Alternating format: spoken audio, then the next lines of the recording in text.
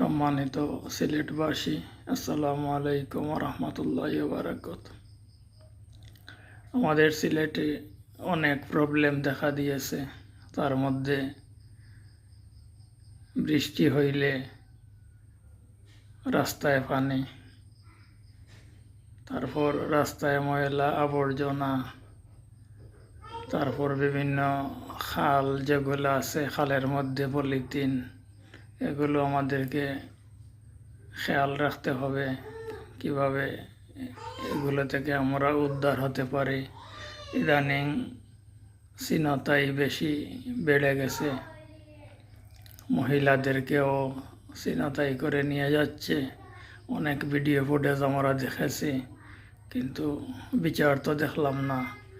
গতদিন একজন আইনের সদস্যকেও ছিনতাইকারী ছুরির আঘাতে মেরে ফেলেছে।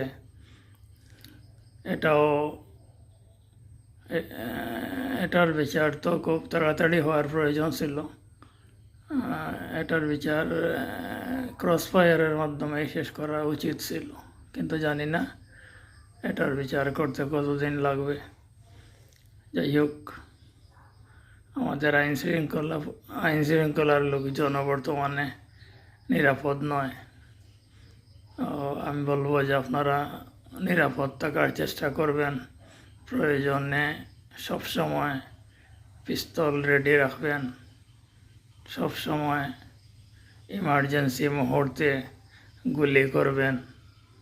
এই ধরনের মন মানসিকতা নিয়ে কাজ করেন, না হলে আপনারা যে কোনো সময় আপনাদের একজনের জীবন চলে গেছে, আরেকজনের জীবন চলে যাবে, আরেকজনের জীবন চলে যাবে, এইভাবে ধারাবাহিকভাবে জীবন চলে যেতে থাকবে। তাই সবাই সচেতন থাকুন। আল্লাহ হাফিজ।